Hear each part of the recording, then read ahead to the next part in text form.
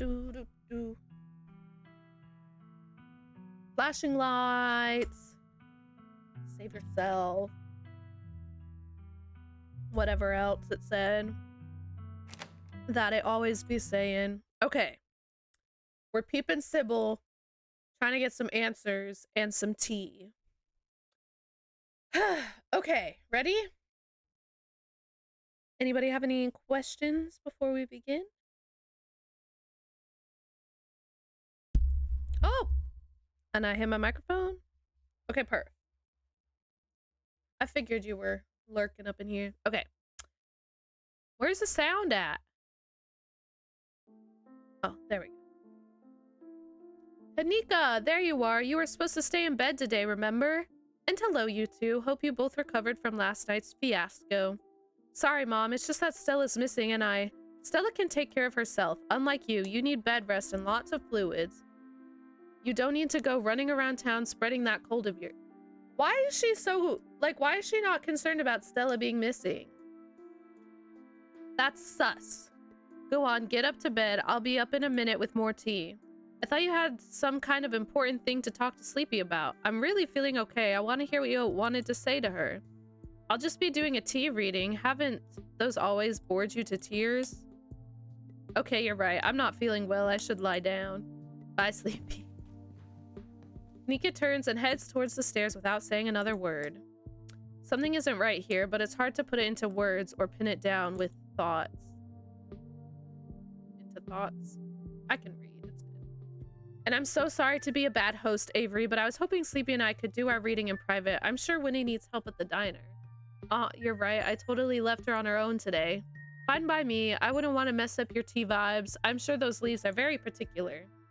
Oh, but before I go, I did want to ask, are you a witch? As flattered as I am by that, or as flattered as I am that you think I'm that magical, I'm just an old lady who likes tea and has a few unusual hobbies. Look, I'm just saying, doing stuff like reading tea leaves is pretty witchy as far as I'm concerned, but I won't push it. Though, just so you know, if you are a witch, you can totally tell us. We'd be cool about it. I'll leave y'all to your non-supernatural private tea leaf reading. We'll catch up tomorrow, Sleepy. They make their way out. Why are they all of a sudden not concerned about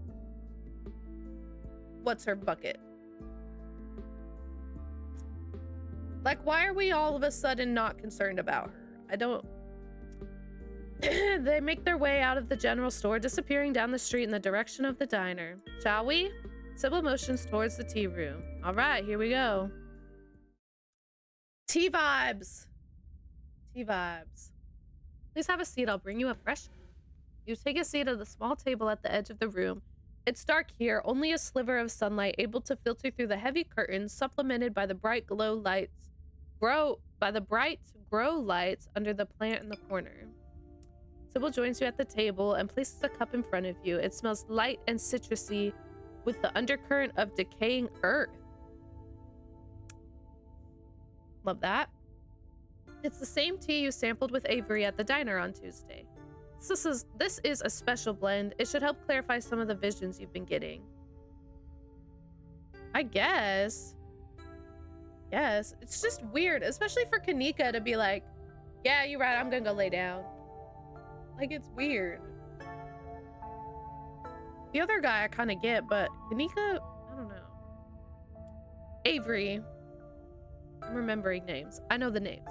I'll be able to do a reading once you're done. Until then, how about we just chat?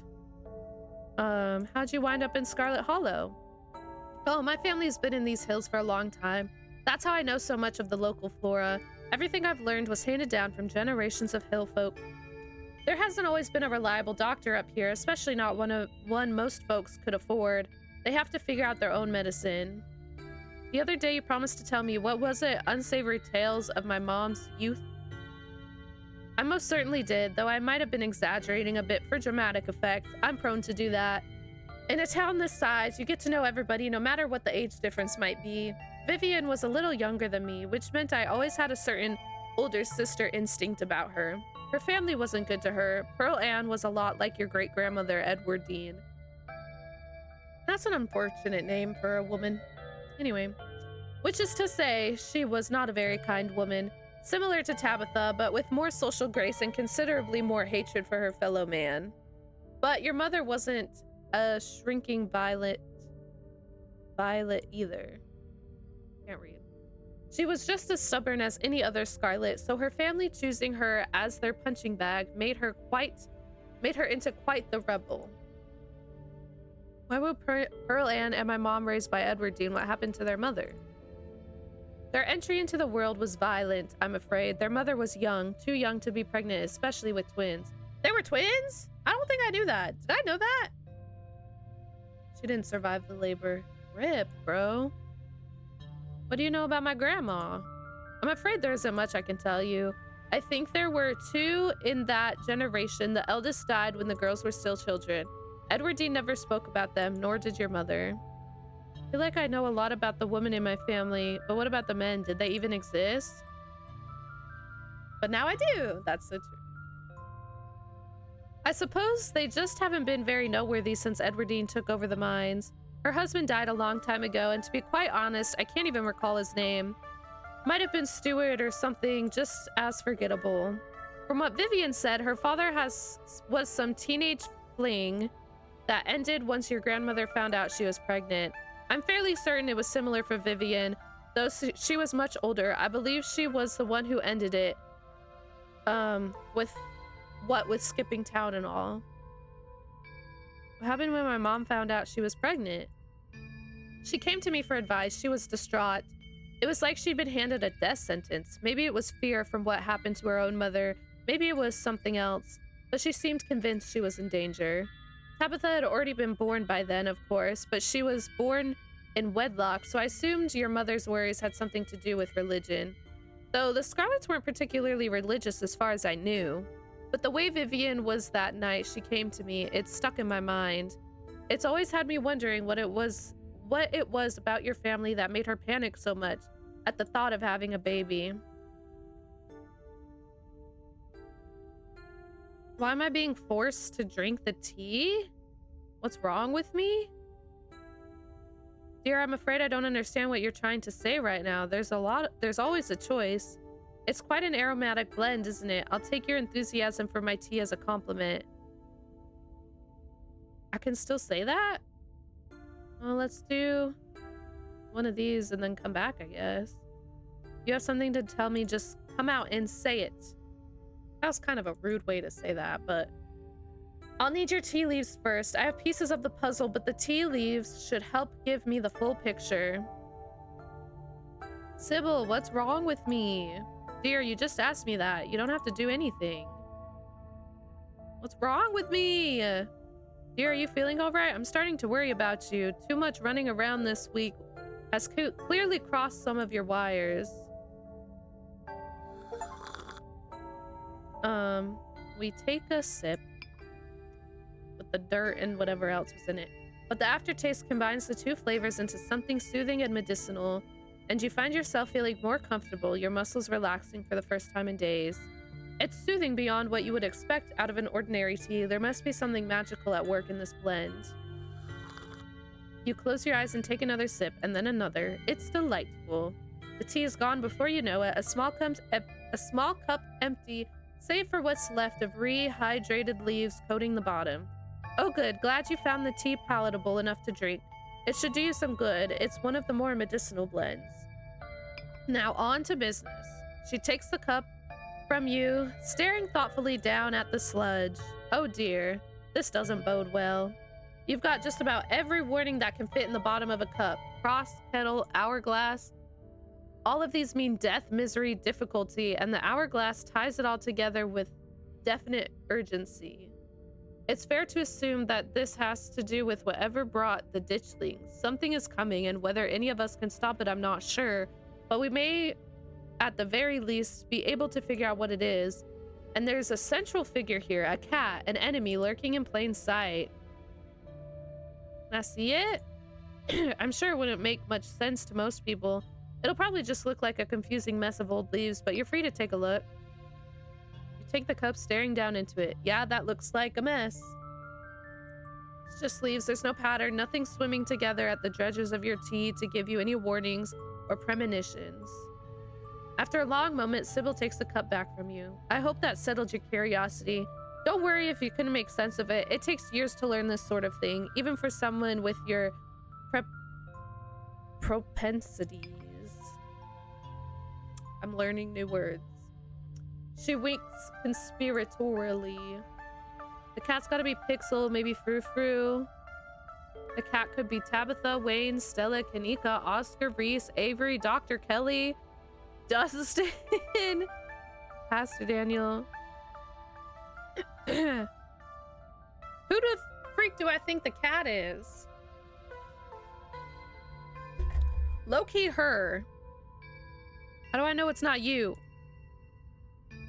That's ridiculous. Sybil is helping you, and if she was the cat, why would she warn you about herself? Pick something else? That isn't you, though, is it? Ignore it and speak your mind. What the freak is happening in my brain? Am I going crazy? What's happening?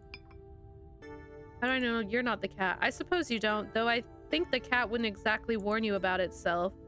What the freak? That's like what? Ooh. Still, you can't rule anyone out, even the old woman with the tea obsession.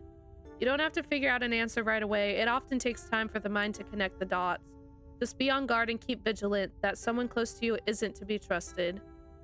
We know from the ditchlings that something terrible is coming your way, and it's likely that it's connecting to some hidden enemy. Perhaps we can try to counteract whatever might be planned for you. Judging by what you told me last night, those stone carvings, seals, whatever you want to call them, I think it's likely they have something to do with this. Until the cat reveals itself, it seems like your best course of action is to seek these carvings out. Piece together what you can from your visions and arm yourself with information. Have you sensed any others around town? Do you think you might be able to find another?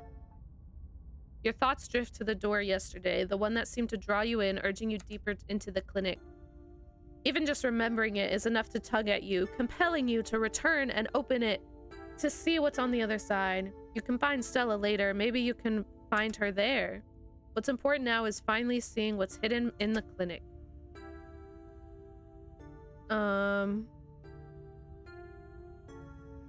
I saw one in the clinic. That's good. If you can find your way inside and uncover another stone, that could give you a leg up on your adversary. You'll just have to be careful to avoid the doctor. Something tells me she won't take too kindly to you sniffing around her clinic. I think that's all the help I can offer. I hope this conversation has been illuminating, even if it just brought up more questions than giving any clear answers. That's it? That wasn't helpful at all. Girl, that wasn't helpful. I'm sorry you feel that way, but unfortunately my abilities only stretch so far. I'm doing everything in my power to help, and if that's not enough, I suppose it's not enough. Thank you again for humoring an old lady and stopping by for a chat. With a small grunt of effort, Sybil gets up from the table and you're escorted back to the door. And remember, be careful who you put your trust in. According to your tea, the cat is already getting ready to pounce, and merely being ready for it might not be enough. Sybil closes the door to the tea room. The bells of its door strangely flat in the stale air of the nearly empty general store.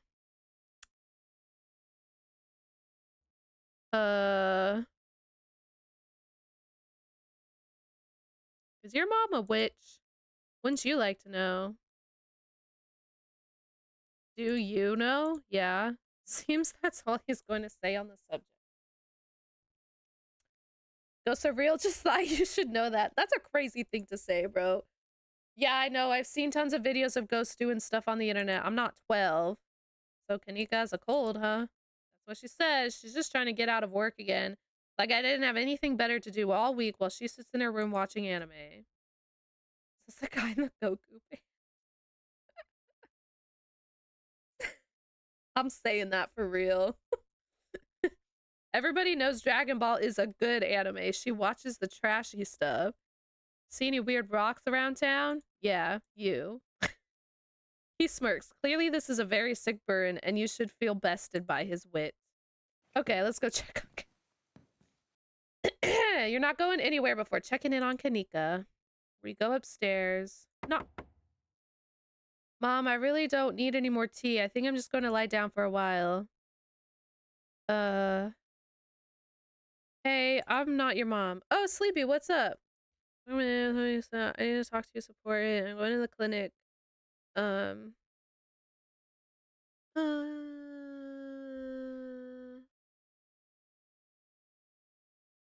I come in? Sorry, Sleepy, my mom was right. I'm exhausted. I probably shouldn't push it or I'll wind up worse off tomorrow. Looks like you're on your own. Okay, well, that was a bad choice, I guess. Would she have come with me if I said something else? All right, we're going to the clinic somehow. You make your way up to the clinic. Rip. Thought we were gonna yap. Wait, no, she wouldn't. Okay, that's good. It isn't long before you find yourself outside. Even at the bottom of the hill, you can already feel the presence. It's like a magnet has been fixed to your rib cage, gently tugging you forward, guiding you towards whatever emits.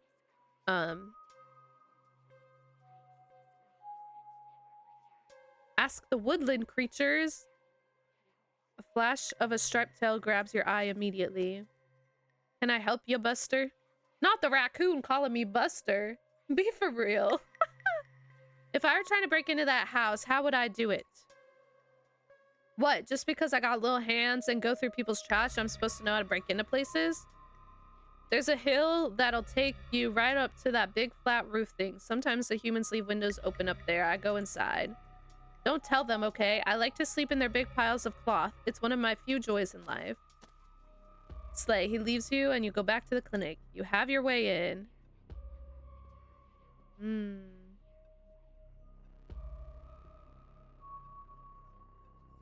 Ooh. Why is Mystical saying that? I feel like I don't trust the Mystical, but is the Mystical right all the time? Hello? Oh, we're good. Sorry. Is the Mystical always right? I feel like that is not to be trusted, maybe.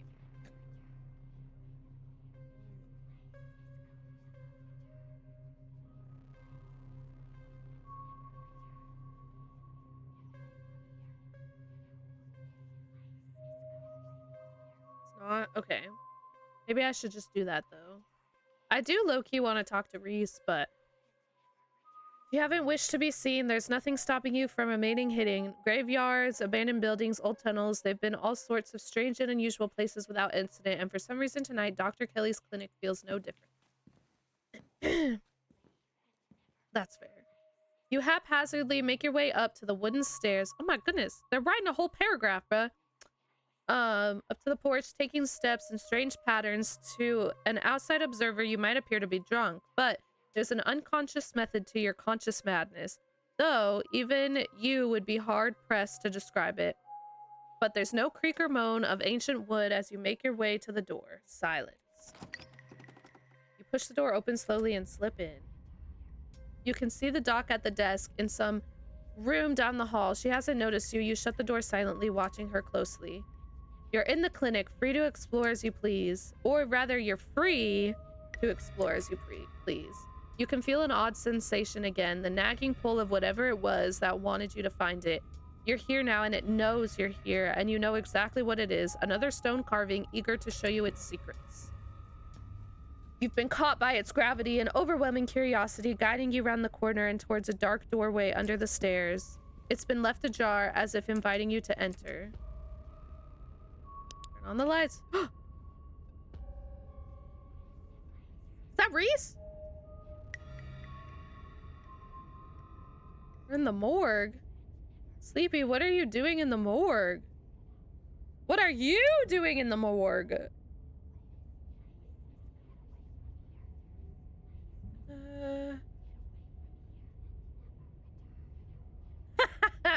What did I just say? I guess this is what I need to click, bro. What are you doing in the morgue? I guess I guess since that's literally what I said IRL, that's what I should pick. I'm sure it looks weird. It's not like I expected anyone to come down here. I was just, you know, practicing a rehearsal, if you will. That's weird. That's weird, my guy. You're the one who just wandered into the morgue. His words seem distant to you. The tugging is strong down here. You can almost feel yourself slipping into a trance, and your eyes wander back to the wall of the morgue. You need to see what's back there. You touch the wall and it feels disappointingly solid under your palms. Hey, are you okay? You feel Reese's hand gently shake your shoulder, and for a moment, the thing on the other side of the blank white wall loosens its pull on you. You kind of look possessed for a second there. You good? Make him understand. Use your words. Don't let this fervor consume you. Be present in the moment. You inhale deeply and take in your surroundings. You can't help but notice that one of the body storage drawers is labeled Pearl and Scarlet. That's so creepy. The mines have stone carvings the other night.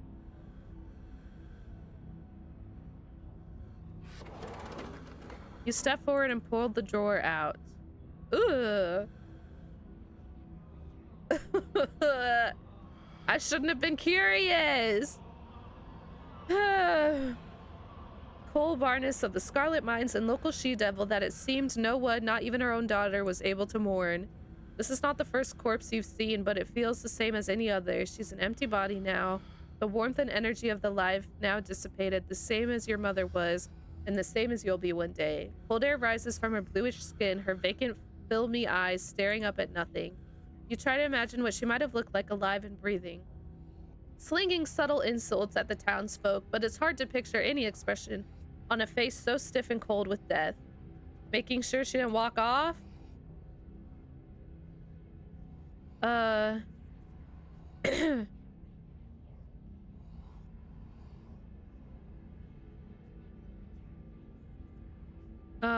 It's so weird. This is the first time I'm meeting her. More roadblock? What's that? Roblox? Probably means you'll have better memories of her than anybody else in town. If what I've heard about her was true, I only met her a couple times. She never said anything, but she didn't have to. Her look was enough, like I was a cockroach that had just scurried onto her shoe. Having seen what there was to see, you slide the drawer back in and close it. Okay, I'm gonna tell him about all the carvings. That's fair, buddy. I will someday. The mines had stone carvings, all the stone carvings. I need to see it. He glances at the wall. You're really serious, aren't you? This is probably a bad idea, but we really need to get in there. I'm pretty sure there's an emergency axe somewhere upstairs.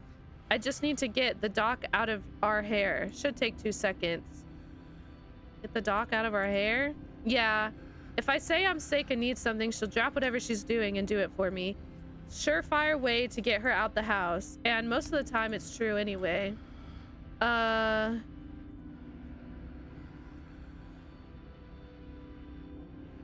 you learn that little trick? When you're a teenager whose doctor mom won't leave you alone for 2 seconds, you learn how to make it happen.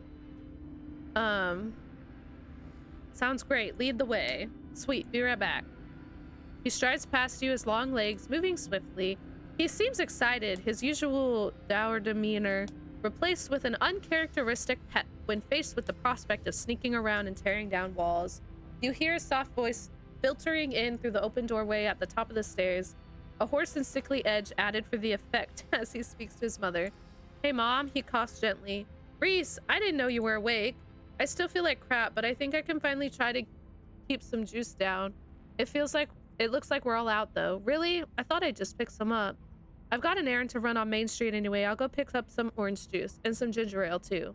That'd be awesome. Sorry to ask. I know you're probably busy. It's no problem. It doesn't take long. Don't do anything too strenuous while I'm gone. Just lie in bed until I get back. Thanks, Mom. I'll take it easy. You hear the footsteps move down the hall and the front door open and close. It worked! The theatric rasp has left his voice, excitement rising in its place. Come on up. We don't have long until she's back. As you step out the morgue, you relax. The extra space between you and the carving has weakened its hold on you, and with it, your desperation to claw your way through the wall and unveil it. It's one of those emergency fire axes, so it should be pretty obvious wherever it is. Though I'm not sure where she would be keeping it. I'll show you around. Let's try the doc's office first. You make your way to the now vacant office. Opus? Opus? I don't see an accent here. He's right. A cursory glance reveals nothing but stacks of paper and cabinets of medical supplies. But something on the desk catches your eye. Some sort of records with your family's name on them. Yeah, I'm a peek, bruh. Reese stops in the doorway, turning to watch you leaf through the documents. Find something interesting? They're your family's death certificates. Look at Pearl Ann's cause of death: sleep apnea, discovered by her daughter Tabitha Chrysanthemum? Who? Poor Tabitha. No autopsy performed. Tabitha's middle name is Chris. Wonder who cursed her with that mouthful. I feel like that was forbidden knowledge. Look at Edward Dean's death. Age 89, cause of death, heart failure, signed by her granddaughter, Pearl Ann. Pretty normal, almost made it to 90, died of normal old people illness. Enoch, I forget who Enoch is. Who's Enoch again? Is that Edward Dean's dude? Cause of death, fall from cliff. Ooh. This one has coroner's report attached. Organs sustained impact injuries, lacerations to the neck and body consistent with fall from great height. Whoa, an actual autopsy report? Looks ancient. Quickly flip through a few of the other Scarlets whose names aren't quite familiar. Theodora, crushed in mine collapse, body not recovered, signed by brother Enoch. Joseph, Scarlet, doesn't have a reason. Both killed at Normandy at the line of duty. These must have been Edward Dean's brothers. Beetle death, infant boy, Andrew Charles Scarlett, delivered, stillbirth, mother Edward Dean. Aw, that's rough, bro. Cause of death, complications during birth, no doctor present, home burial. Alexandra Scarlett, aged 9, missing, presumed dead, signed by mother. That's crazy. Alexandra, the owner of the doll, so she went missing. Maribel Scarlett, age 17. Cause of death, complications during childbirth, signed by her mother, Edward Dean. Ugh. Wow, that's a lot of kids to outlive. For real, bro. Reese's eyes flick up to the doorway, and a second later, you hear the sound of the front door handle being turned. His hand is on your shoulder. Before you even register what's happening, you're being pushed back out of view of the front door. Crap, I'm not supposed to be in here. We gotta hide. He hurries to the closet door, motioning you inside. You slip past him and squish yourself into what little space is available at the nearly full closet. Reese is close on your heels. Get up in here, bruh. You let him in. Squishy, squishy. Together you listen as the doctor makes her way to some room deeper in the clinic. In the silence of the tiny closet, every breath seems too loud, as if you could expect Dr. Kelly to hear it from wherever she is across the house. We'd better wait for a second, just in case.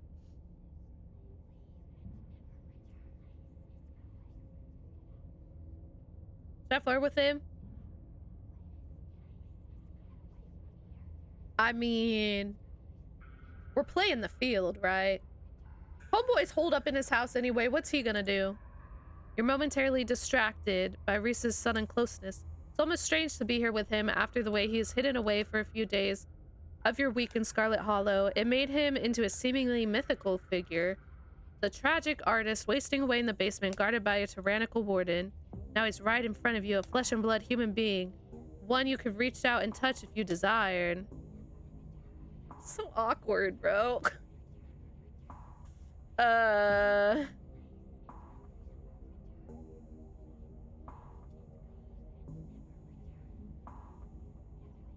like you. You're interesting. The edge of the door shakes slightly. You realize his hand is trembling on the wall. I think you're interesting too. W flirting. Let's go. The problem is I'm not any better at this in real life either.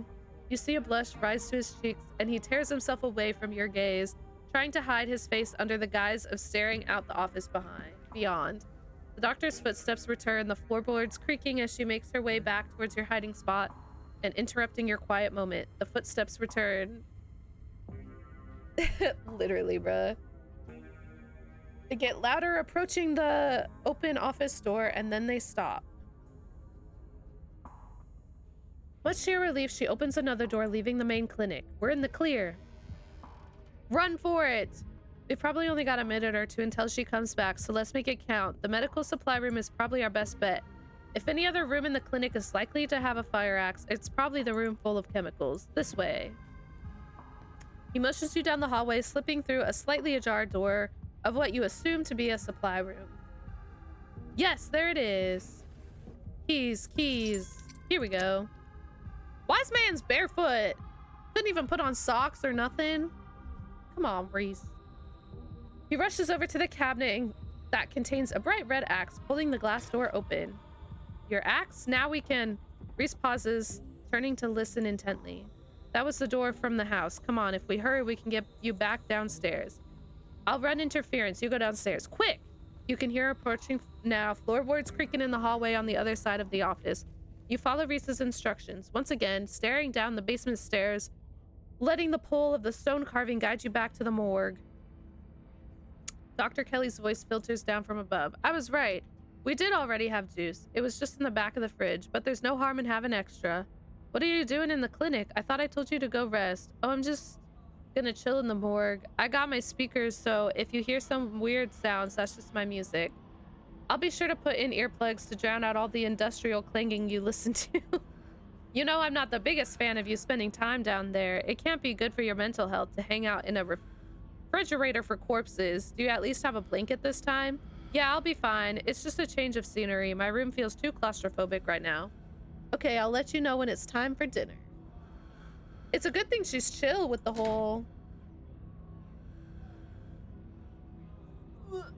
org situation. You hear the door close and the sound of Reese descending the stairs to join you in the fluorescent lit room below. Really such an interesting place to choose to spend your time, but hey. Well, now, yes, let's do this.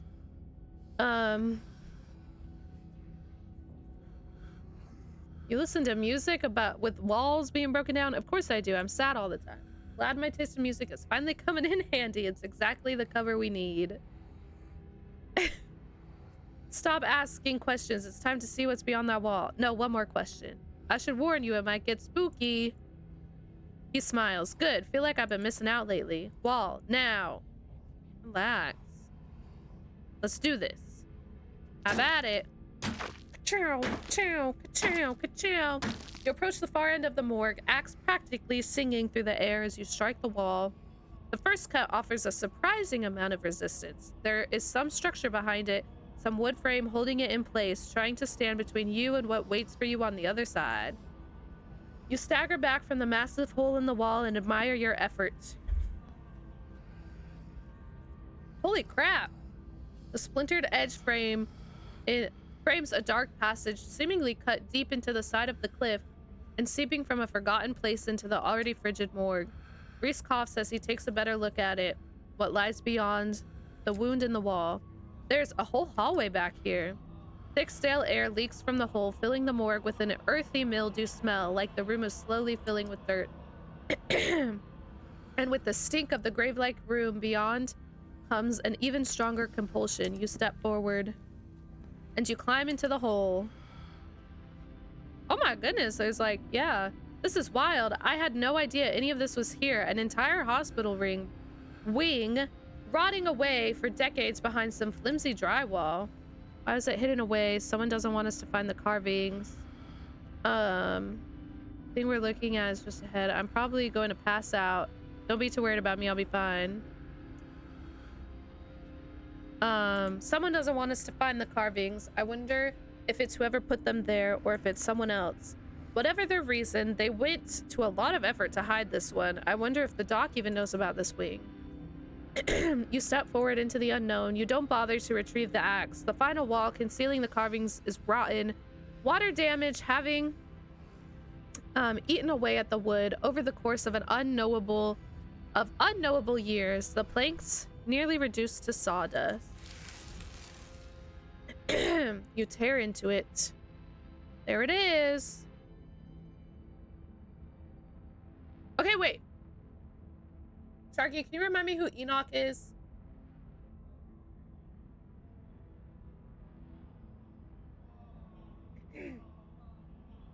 So Pearl-Ann and Vivian are twins, and Edwardine is their mom. Is Enoch Edwardine's spouse? Who's Enoch? I don't remember him.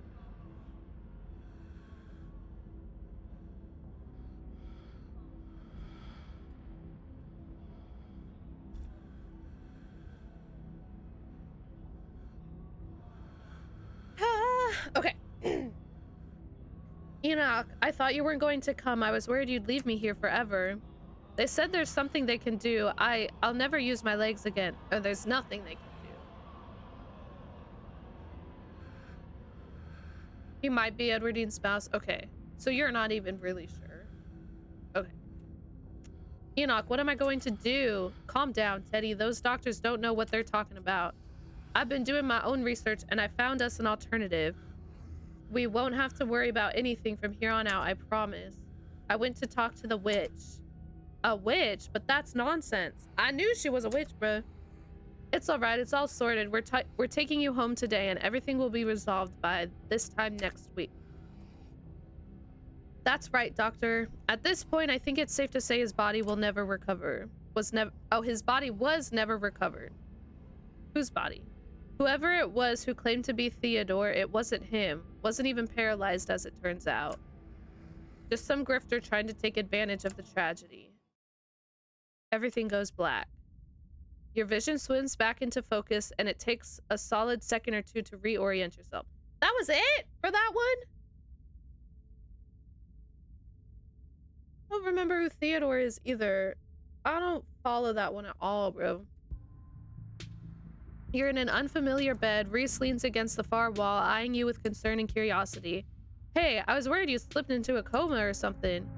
You tore down a wall like a wild animal, found some weird carving, and collapsed. I think you might have had some kind of seizure. Are you okay? Wait, nothing spooky happened? The mountain didn't collapse on us? No ghosts? No, nothing. You just fell down, twitched a little, and then you seemed stable. I carried you back here. That was a few hours ago.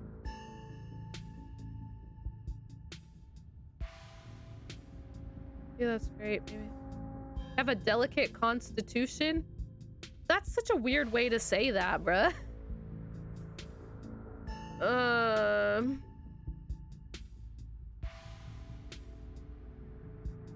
But you have a delicate constitution.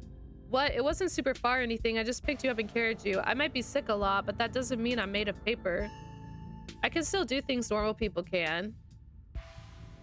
I wonder. I'm sure I'll pay for it later, but I didn't want you to have to wake up in a musty hallway or the morgue. Hope it was more pleasant to wake up in my bed. Does Dr. Kelly know I'm here? No, I snuck you back into the house while she was busy in the medical storage room. You didn't call an ambulance or anything? Stella said you did something similar a couple days ago. I figured it might just be something that happens to you every now and then. I know I wouldn't want somebody to call an ambulance for me every time I had an episode. Going to the hospital sucks. I had a vision.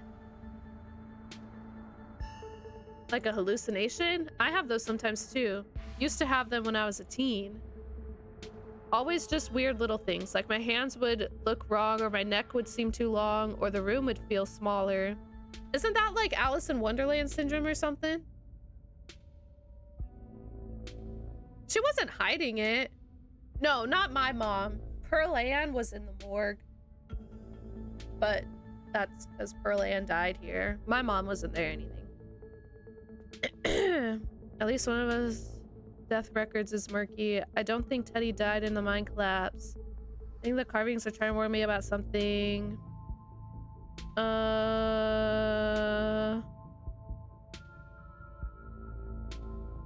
think they're trying to warn me about something. Yeah.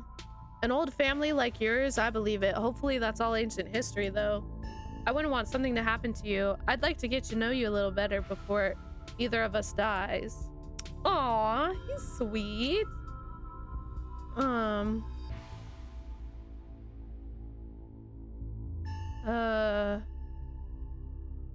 Stella's missing. The stone here finally stopped yelling at me. That might be a little tricky. The doc is on the warpath up there. I refused to take my medicine and now she's not happy about it. There's no way I was going to take anything she gave me. She's been poisoning me for years. Whoa! That's not actually him.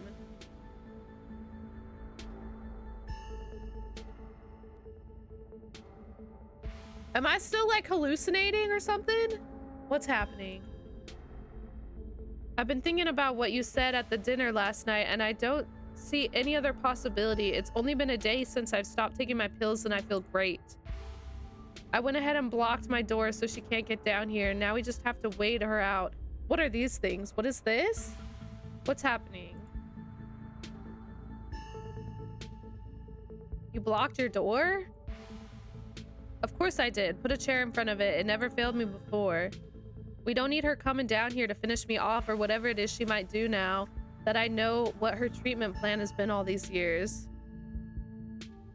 That just appeared though. That just appeared when he went, she's been poisoning me. Right? Or was that there the whole time?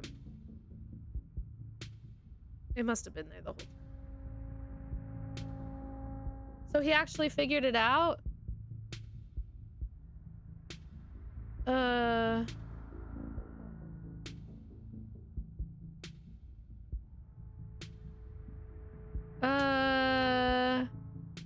Okay, gives us time to figure out a game plan. I think that's fine. I think we might have to go back and check. I don't know. Can I check on my YouTube real quick? Let's go back.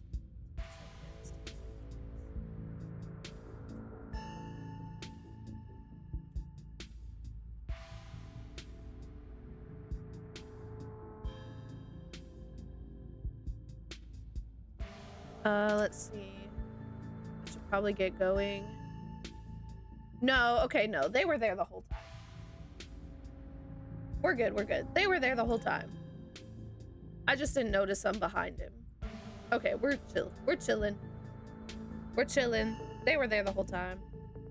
I just didn't notice it behind him until he moved, I think. The hash slinging, the slash ringing, the dash ringing. Okay. Exactly. I think we should treat her like a legitimate threat. I have these weird memories. I always assumed they were dreams or hallucinations because they didn't fit the way I thought of her, but I think she used tranquilizers on me. Other times I've gotten too unruly for her. I don't know how much of those memories I can trust, but I'm starting to think I should believe my instincts when it comes to the lengths she's willing to go to keep me under her control. I don't know if you'd be safe either. I'd never forgive myself if she did something to you because I wasn't careful enough. We'll wait until she's asleep, then we can at least get out of the basement and we can figure out what to do from there. I don't get why she would be poisoning you though. I don't know.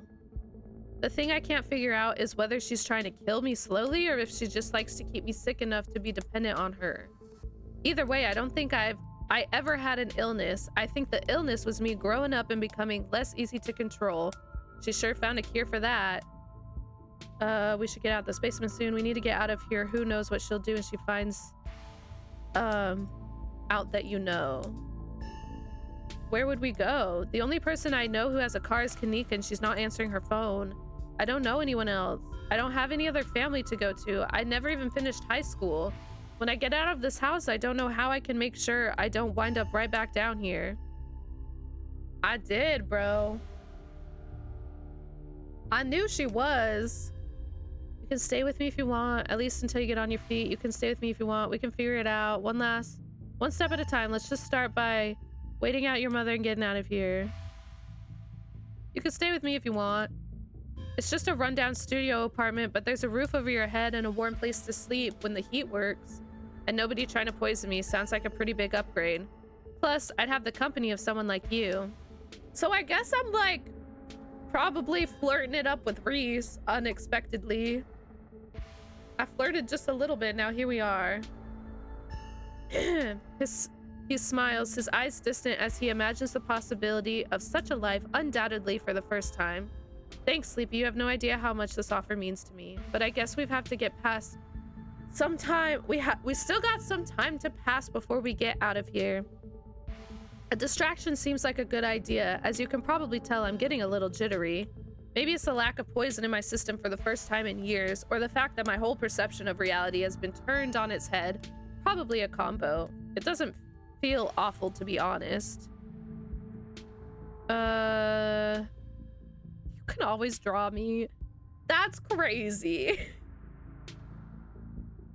Who would ever say that in a million years, bro? What if your mom doesn't fall asleep? You shouldn't call her my mom. As far as I'm concerned, she's forfeited that title. Facts. I don't even think I should call her doctor. She's just some woman now. Can't wait for her to be in the rearview mirror of the rest of my life. If she doesn't fall asleep by 10, we can figure something else out. These windows are supposedly shatterproof, which she always said was for burglars. Now I assume it's yet another way to keep me boxed in. But we can try to break them anyway.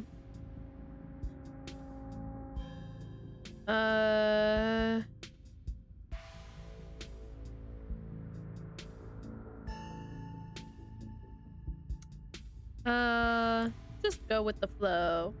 So if we got some time to kill, we could always watch a movie. I'm really into horror, as I'm sure you can tell, and it has been so long since I had somebody over to watch one with me. And I believe I owe you a showing of Chi Deathblood, whatever. Reese gets the movie set up and joins you on the bed.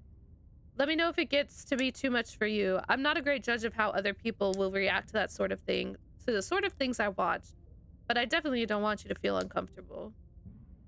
This is a slow burn of a movie, but the dread it's managing to build is palpable in the room. Or maybe it's just how it feels down here all the time. With what the grisly paintings, lack of lighting, cinder block walls, and of course the fact that the woman currently lurking upstairs has been poisoning her son since his teens.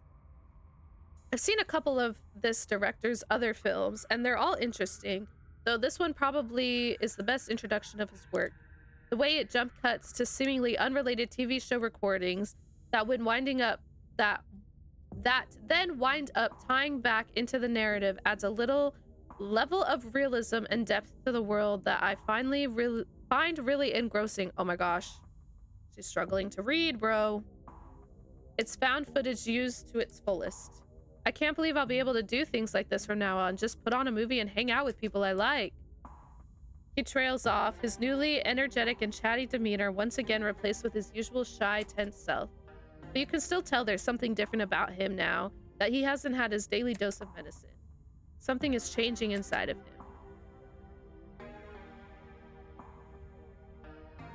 It feels like you're changing. Is everything okay? He's gonna say, yeah, this is great because I'm not poisoned anymore. Everything is more than okay. I haven't felt this good in, I don't know. I don't think I've ever felt this good. What'd I say? Called it. A man on the screen yells portents of doom into the camera, trailing off into the wordless scream. The plot is really heating up. Pause. Give me a second. She's having a hard time reading, bro. Okay.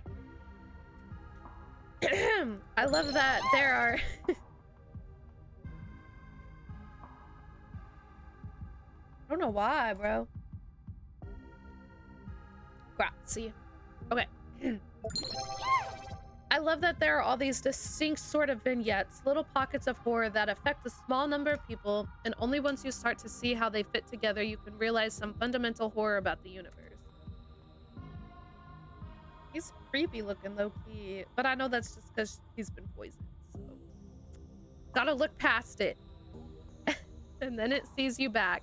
Incredible cosmic horror to its truest sense. Reese is becoming very animated. It's probably safe to assume that he's dealing with a lot of extra adrenaline right now, what with his entirety reality turning out to be a lie. But he's also talking over the movie. It's more than just something that's changing in Reese, it's everything. There's a knock on the window. Wayne! My guy! Sleepy, don't get any closer to that thing. It's time to go home. What thing? That voice. I know that voice. Is that who's been following you around? Without another word, Wayne starts pounding on the supposedly shatterproof window. Enemies upstairs, enemies outside, we're surrounded. Even if I get out of this house, I won't be safe. You won't be safe. Reese, it's all good.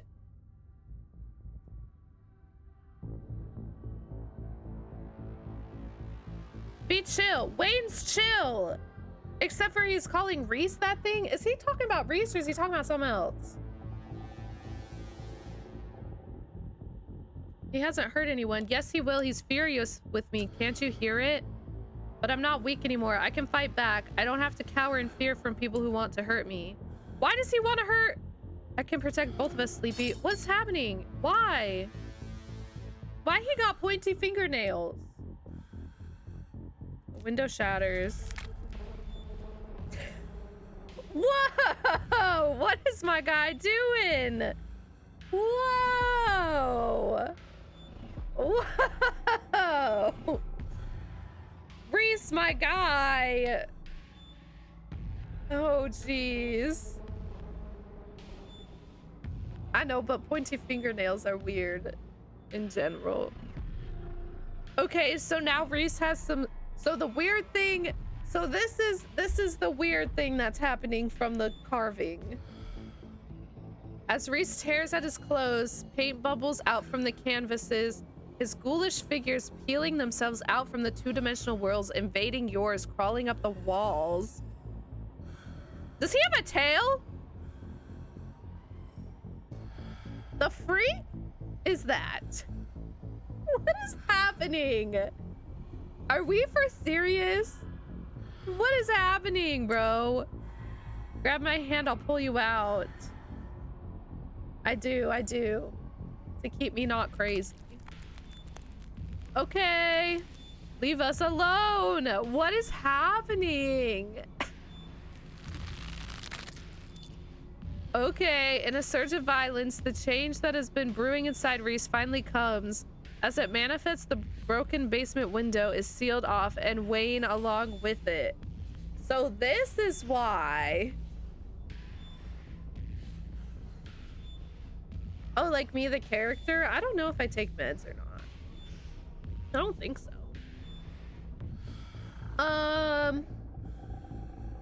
So that's why she was poisoning him.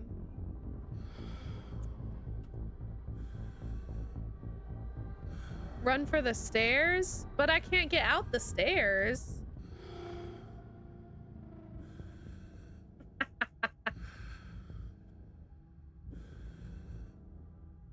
It's clicking that she was poisoning him to keep him from being like whatever this is. But like, that's all. Okay, let's run for the stairs. It's not gonna do anything though.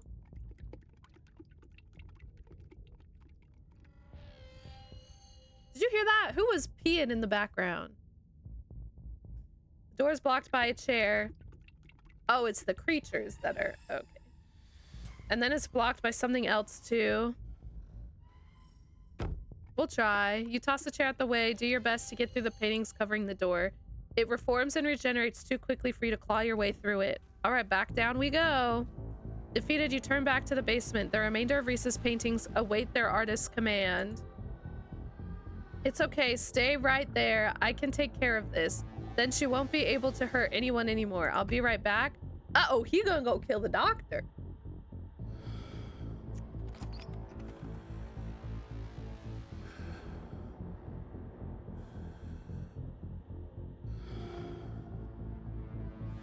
Try to warn Dr. Kelly. You make your way up the door and beckons to you yesterday. All intrigue now washed away. You know where it leads, and you know what secrets the stone that lurked in the forgotten basement of the clinic had to share with you. Now the clinic holds a new horror. Somewhere beyond the narrow hallway leading you from the house proper into the doctor's office, there's a monster preparing to do something unthinkable. You grasp the handle and turn. Duck! What? Where? Don't shoot. Don't tell you what to do. I'm ducking. You do as she says, ducking out the way. She shoots. What was that sound? The gun isn't very loud. There's only a pop, and the projectile leaves the barrel, whizzing through the air. You turn and see a dart embedded in Reese's chest. He pulls out the tranquilizer dart from between his ribs, heaving heavy breaths as the drug courses through his system. You're going to have to try harder than that. No, how did you... As if you could hope to stop me, you pathetic waste of flesh. Wayne! Wayne. Before Wayne takes another step down the stairs, paint flows out between the cracks in the wood, Reese's panic pulling in a mob of furious creatures, holding his enemy in place.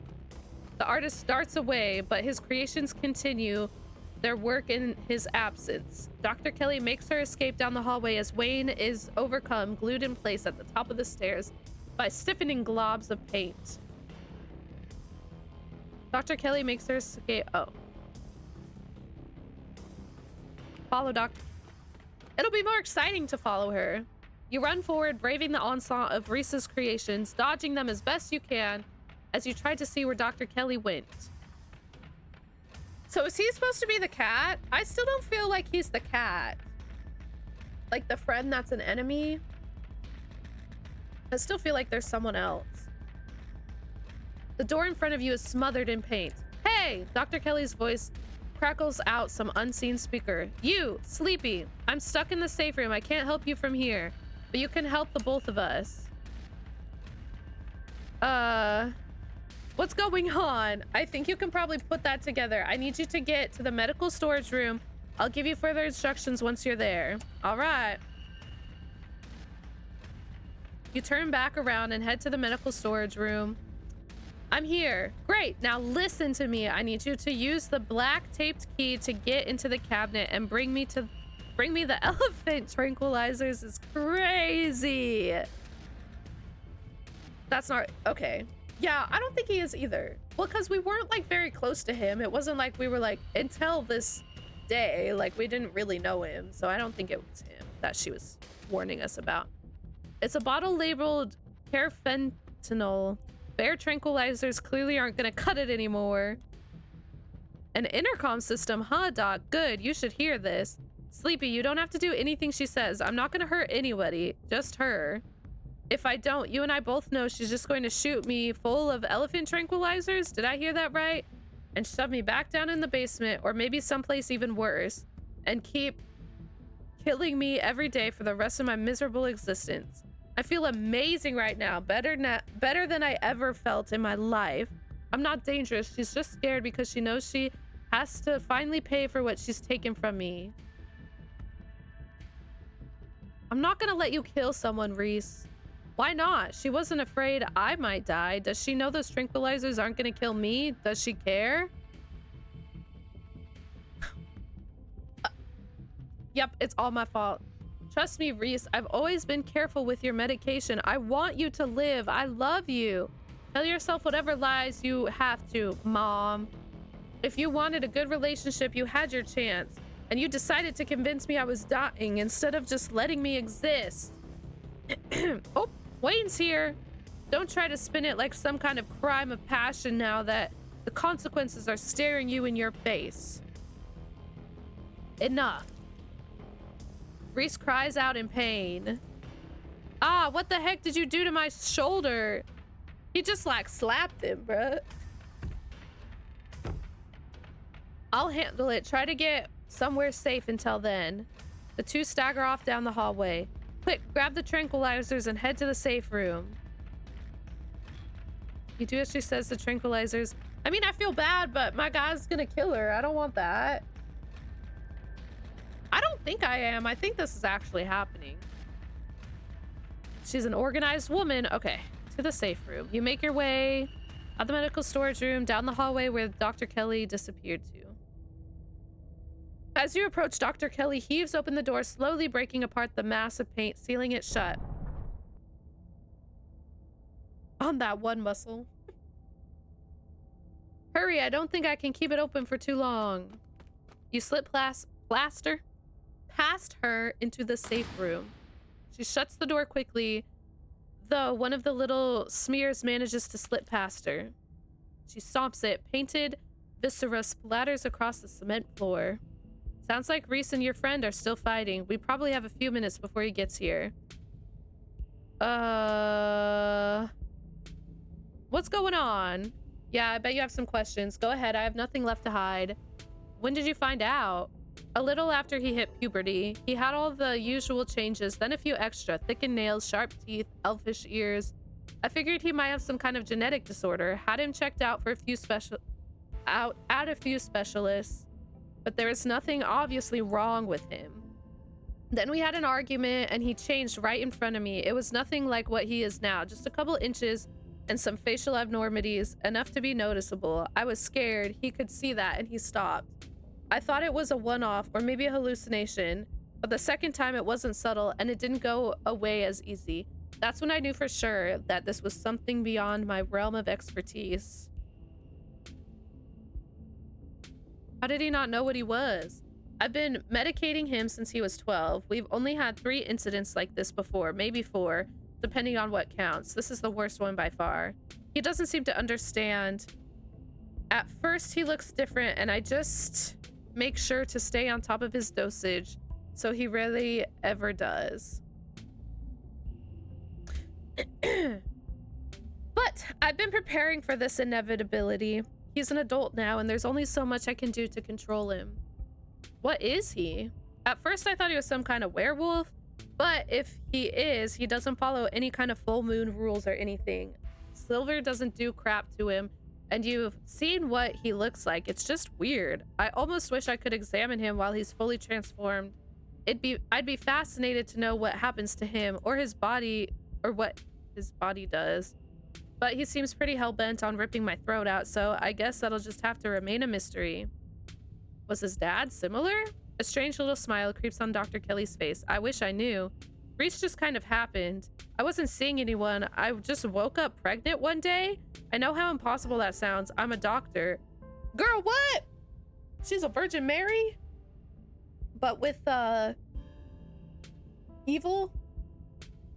I kept having these weird dreams, almost like sleep paralysis episodes, romantic sleep paralysis episodes. They were actually kind of sweet, but they were just dreams.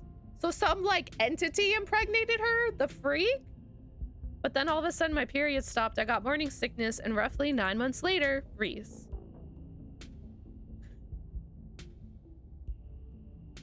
Your relationship seems so difficult. Yeah, you could say that. He was such a cute kid. When I found out I was pregnant, I was terrified. I didn't know if I'd be ready, but he made me love being a mom. It's not like it was going to be sunshine and roses forever. No matter what, kids grow up and they change, sometimes for the worst. This is part of being a mom too, doing what you can to make sure your child you brought into the world isn't going to go around eating people. How did you know he was dangerous? Not the demon. The demon in her dreams, though. Well, he wants to murder me, so that's clue number 1. It's not like he's usually a violent kid. He's mostly just sad, but every now and then we butt heads, and that's usually when this side of him comes out. Imagine if this happens anytime he gets frustrated with anyone. Imagine he gets road rage one day, turns into a 12-foot tall monster with a million teeth, and rips somebody apart in the middle of a major metropolitan area. Yeah, he's dangerous. He's a menace. That doesn't mean he's dangerous. I mean, you are the biggest threat to him. Why not just kill him? He's been kind to me. What you're doing is difficult, but it's necessary. Don't you think it might be a self-fulfilling prophecy? I can fix him.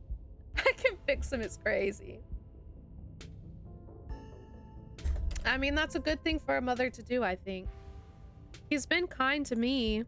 Yeah, and Ted Bundy was kind to people he picked up off the side of the road. Then he slaughtered them. All right, you got a point. He's a really sweet kid most of the time, but I can't let that overshadow the violence he's capable of. All right. Oh, geez, we still have a lot more to do. Okay, what is this room? Old x-ray room, lead walls. After I realized this whole situation was a possibility, I had the door reinforced with special remote control locks. Glad it could finally come in handy. What's the game plan? Both short and long term. Well, I pump him full of elephant tranquilizers and I lock him in here. Then I somehow convince him to see things from my perspective. Then we all live happily ever after. If he can't, has that worked before? And if he managed to find a way out and kills you, so you're going to lock him away again? There has to be some other way. It's just going to make him feel trapped. I see no flaws in this plan. And if you can't, doesn't really change much. Whether he's a willing captive or an unwilling captive, it doesn't matter. He's either under my constant supervision or he's dead. That's just how this has to go. While we're at it, any other secrets you're keeping? You have it all. You have no idea how relieved I am to finally say all this stuff out loud. All right, here we go. Sitting in silence, waiting for Reese. The sound of distant, breaking glass cuts through the silence of the clinic outside the safe room. Crap, this might be game time. Get those drinks ready. We have to get this door open before he crosses the hallway. Dr. Kelly opens the door. The two of you stare out into the hallway. All right, let's go. Oh my. He's quite the... Oh. Reese, relax, bro. Is this what you were afraid of? Yes, actually. Correct. Obviously. Like, what do you mean? And over the tranquilizers, this is our shot. What happens if you don't? Okay, wait. Sharky's gonna have to tell me what happens if you don't give the darts. Oh, I guess I chose no romance. I don't know if I want to romance all that. But so if you choose the other one, does she die?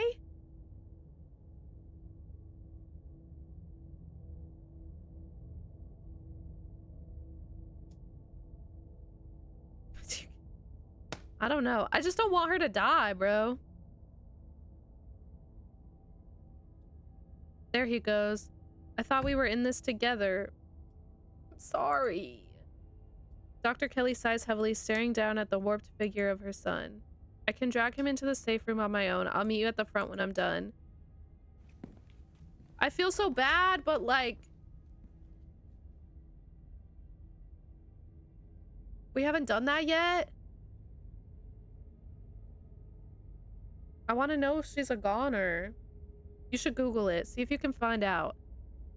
Return to the entrance of the clinic. Everything is quiet now. Only streaks of paint where Reese's minions had once roiled out the cracks in the wood.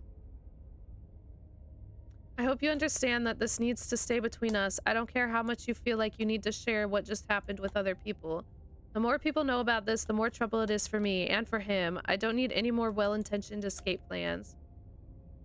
Can I come visit him? As long as you don't bring anyone else along, yes, that would probably be good for him. I can't promise he'll want to see you or that he won't have some harsh words if he does, but I don't want him to be entirely isolated. You think you'll let any of his friends in on this? She heaves a sigh. I'll have to think about it. We'd have to run the risk of one of them trying to break him out, but if he's stuck in a windowless room with no internet and no friends, that's a one-way ticket to insanity. Then I'd have an insane monster on my hands. Stella in particular would be a problem. That girl never knows how to mind her own business or follow other people's rules, and she would have absolutely no fear of what might happen if he was cut loose. Kanika I might consider. She's got a bit of a bleeding heart and pretty inflexible morals, which could be a problem. On the other hand, I don't know how well she can keep a secret, and if Stella found out, then Kanika could probably be convinced to do a jailbreak, and then it'd all blow up in my face. You can probably tell I put a lot of thought into this. It's the same calculation I've been doing for years, debating whether or not I could be fully upfront with any of them instead of just pushing them away and hoping they didn't notice what was really going on. She sighs again. Maybe I'll get him a kitten or something. Like they did for Coco the gorilla. Might as well give him a tire swing while I'm at it. Some enrichment for his enclosure. I hate that I have to do this to him. There's a magic stone in your basement. Just thought you should know. Also, we busted a hole in the wall down there. Okay, thanks for the heads up, I guess. I feel so guilty. I'm sorry I came here. I feel like this is my fault. Poor Reese. Someone needs to kill him. No! I think I was starting to like the guy. I'm sorry I came here. This is all my fault. I tried to get you to stay away for a reason, but what's done is done. He was bound to figure it out sooner or later. I'm just glad there was an extra pair of hands around. It could have gone a lot worse.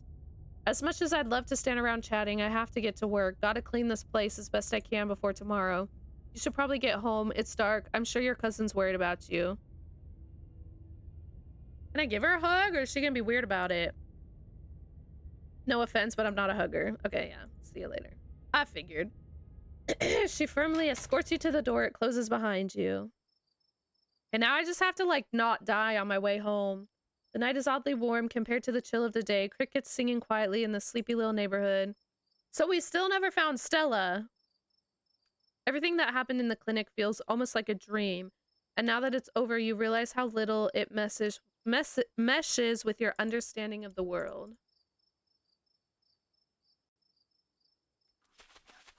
Time to go home. But before you get far, you're interrupted by the sound of panting and telltale jingling of dog tags. It's the militia! They've poured out of the woods to stand before you on the road. You were looking for Gretchen, weren't you? We found her and her person. They're by the side of the road a little ways through the woods. They're both fine, but the human wouldn't leave when we tried to make her, and Gretchen insisted on sticking by her side, so we'll take you to them.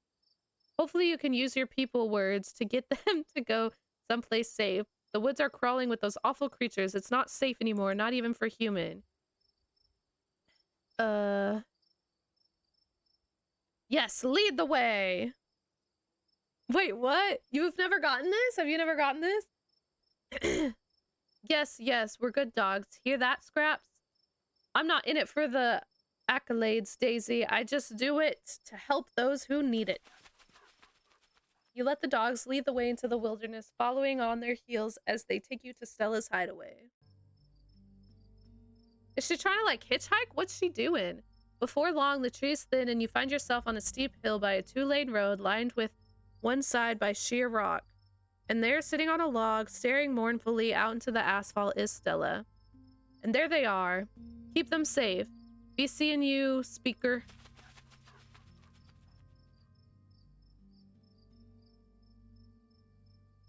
Oh, slay! So Gretchen was gonna come save her? You sit on the log beside Stella. Sleepy, how did you? She looks over her shoulder in confusion. Is that a gang of dogs? I'm so glad my compatriots could be of service. I simply couldn't survive another night without my nice soft bed.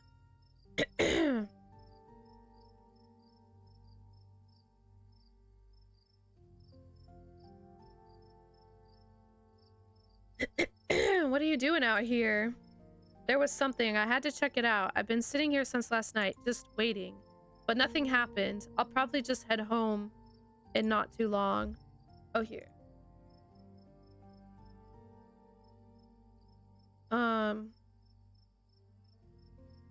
What is this place? Why are you here? She faces you for a moment, desperate eyes trying to force out the words a part of her thought she would never say out loud, and then she turns back to the road. This is where the accident happened. My parents died on this bend in the road.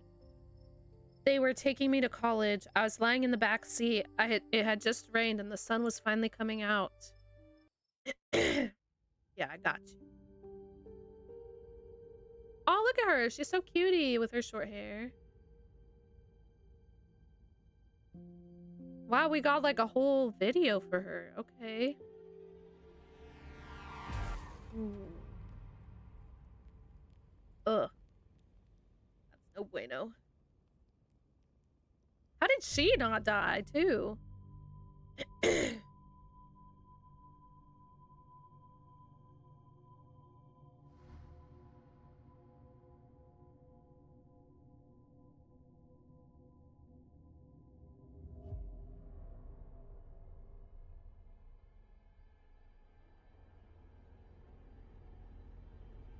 Oh, that's the car. I was like, what is that? Ooh. Ooh. Ooh.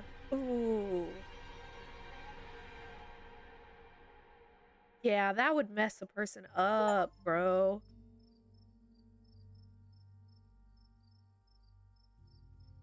Ooh. Ooh, that would mess you up. Ooh. Ooh. Oh, I know it's probably a bummer to talk about. It was awful. Really messed me up for a while, bro. You can still be messed up. That's okay. I think I'm still messed up. There's whole years of my life after that accident that feel like they just never happened. Like every time I try to remember them, it's blank. I have all these videos sitting in my channel that I don't even remember filming. It's scary. Girl needs a therapist and maybe some psychiatric drugs, for chance. At least it hasn't been like that for a while, thank goodness. I've never talked about this stuff with anyone. Take her hand. It's warm against the cold night air and the skin of her knuckles is soft. She finally tears her gaze from the road, her sad eyes meeting yours. But the hint of a smile creeps up on the corners of her mouth, her dimples beginning to crease. Her hand shifts, her callous palm fitting into yours, her grip tightening. It's strong and comforting. You can tell she feels held, and so do you. The two of you stare out at the road. I think the accident is probably why I got into ghost hunting. I think I just want to see them again. I want to know whether I could. I never found anything, so I eventually gave up. Then last night happened, and I ran out here to see if maybe it would happen with them too. Even if it meant seeing the crash again, or seeing them all messed up and dead. I just wanted to see them. It's been a whole day. I don't think they're coming.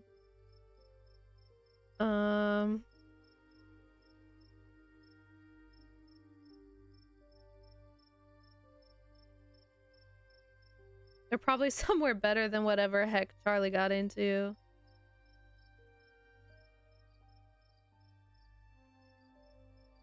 Yeah. That's what I'm saying. Girl needs a therapist. Girl needs a psychiatrist. Get my girl checked out. Like, holy crap. I hope you're right. I've thought a lot about what might come after, whether they're somewhere else or if they just stopped existing. I guess we've seen at least some evidence of the afterlife. I hope that means that there's a good version too, where they're still on that long car ride listening to Dad's tapes with a place in the back seat for me when I eventually catch up to them. And then it won't matter that I never got to say goodbye.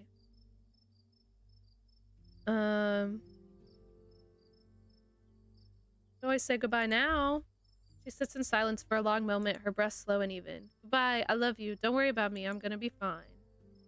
She's silent again as if waiting for a response, but it never comes. But she smiles, a lively glimmer returning to her sad eyes. That kind of felt better. I don't think I realized how much I'd kind of trapped myself in my own head. Thank you for breaking me out of it. She straightens up, stretching her neck. Gretchen hops down from her lap, tags jingling in the quiet night air. I know that stench. That's the time to go home stench. Thank goodness I'll be sleeping in my own bed tonight. The time to go home stench is cute. Thank you, Sleepy, for talking sense into this girl. We should probably head back, right? I haven't slept in a day.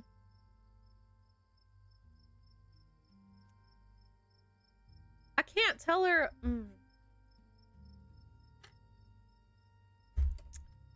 I wonder if there's ever going to be a chance to tell her about what's his bucket later.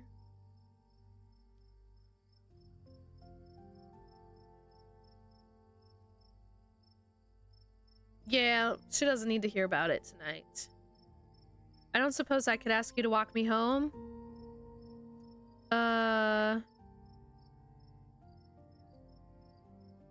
Of course, lead the way. Probably will sometime this year. Skiz, what's good? Long time no see. How you doing? She smiles. She scoops up Gretchen under her arm, and the three of you make your way back down the mountainside, returning to the sleeping holler below. And this is me. Do you want to come in? Dialogue option marked romance will start a romantic arc with the character. I'm not trying to romance Stella.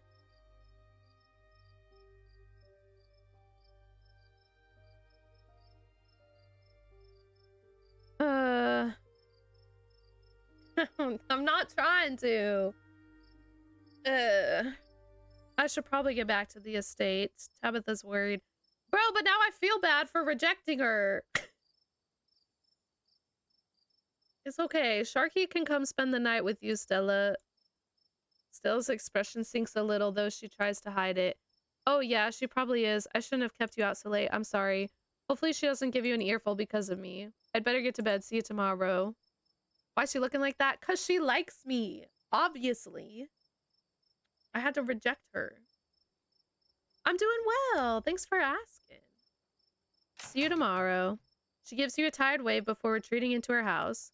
Sharky, have you done the romancing with her? How does that go?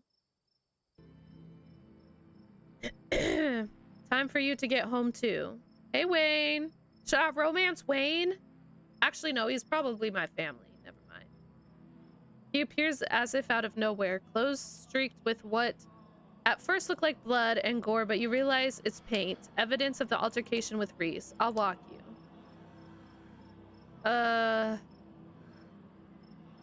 Thanks, I appreciate the company. Shall we? Wayne walks just ahead of you in near complete silence. Did you know Reese was like that?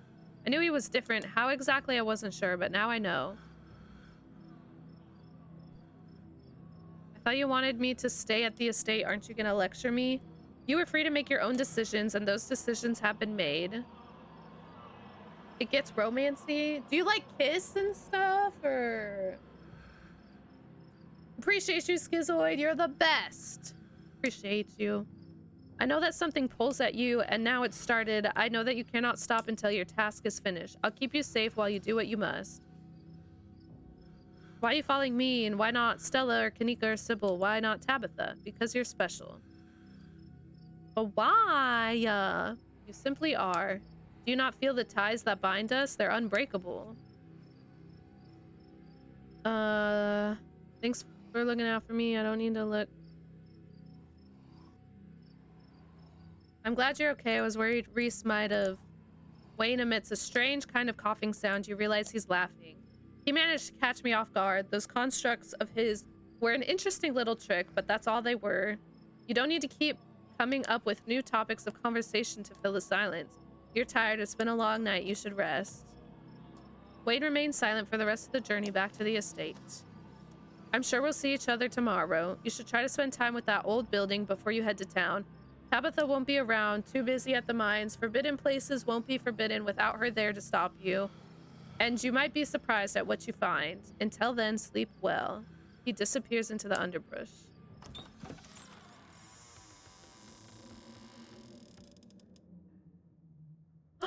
Gasp! Really?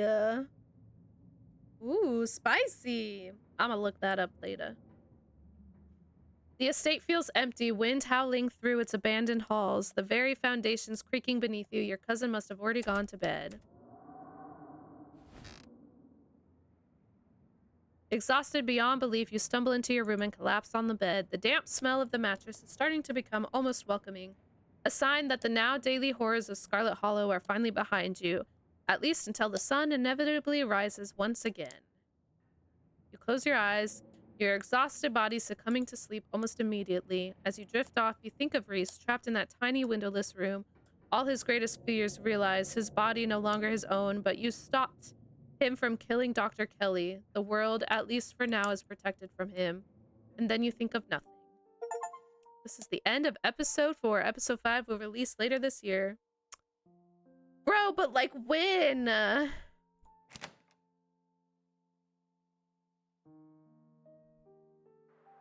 Congratulations!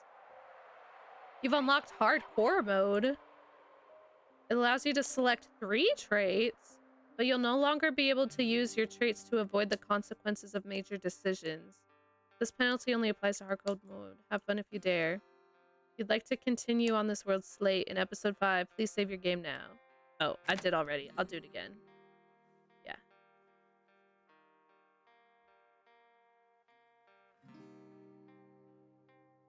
Continue. Dang, bro.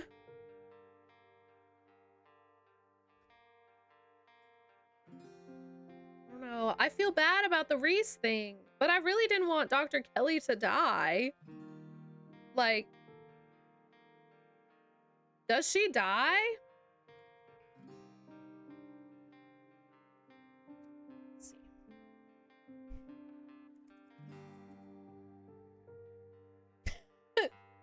5 is mad, bruh.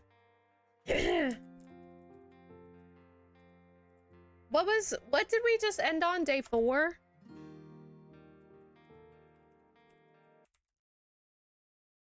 No, he's trapped in a room. He's trapped in a room right now.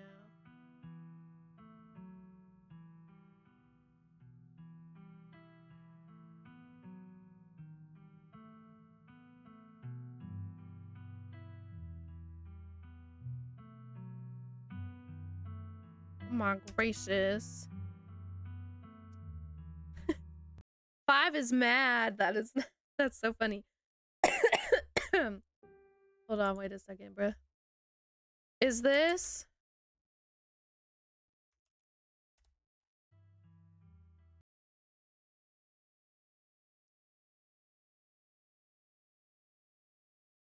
Okay, Reese happens. Does this person choose to?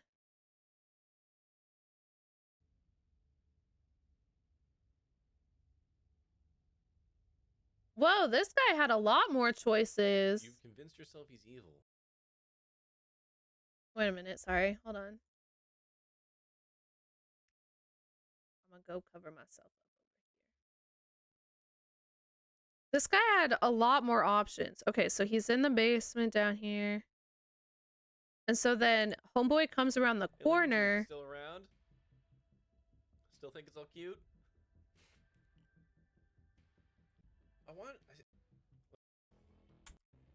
Shot. Okay, so this is where he chooses. I think he chooses don't give her the darts. He's just something they made up. I think this. You know what? We'll save. We'll do a. He saved we'll it. do this for darts. Oh, hold on. Go back. I don't know. Don't give her the darts. Okay. So these are all the options. You've convinced yourself he's evil. You will never give him a chance to just exist. Stop messing around and hand it over now. Oh! Oh!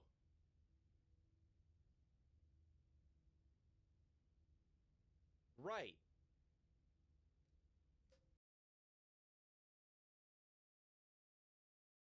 Whoa!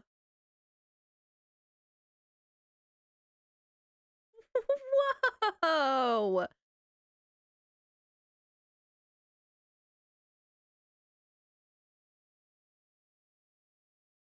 Whoa!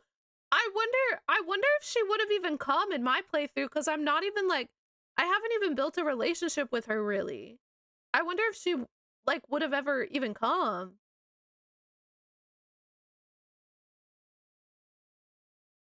Whoa! Hey, remember when we told Tabitha about this? So I think, okay. So when we're stuck in the basement at one point, when he runs away to go get Dr. Kelly, I chose to go warn Dr. Kelly, but there was an option to call Tabitha. And so I think if you call Tabitha, she comes and does this. So I wonder what happened, bro. I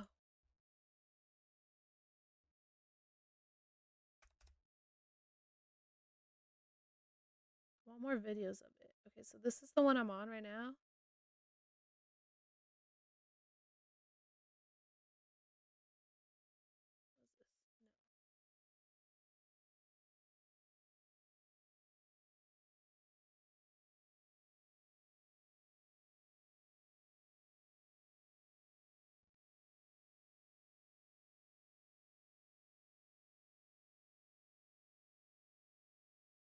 Okay, this person also called Tabitha. I wonder if, like, I just want to know. I just want to know, like, yeah, this person chose Tabitha too.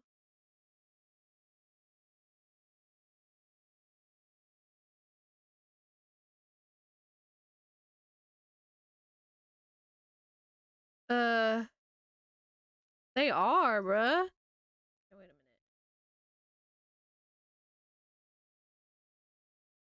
Hold on, this one has some different options. Hello, everyone. In this Hello. alternative playthrough I have of Scarlet Hollow, I have the powerful build and So street this one Selena. Not a has... lot of kids your age can take shots that well. You're being so. Okay. Whoa, wait, who are you flirting with? You say, Doctor. You can flirt with the doctor? Girl, she be hating me. I never got those options. You can flirt with Dr. Kelly. I never never got those options. Okay, so this is wait a minute, what is this? General store, and then you fade. It's dark here. The sunlight fills two of us. Okay, so this is the...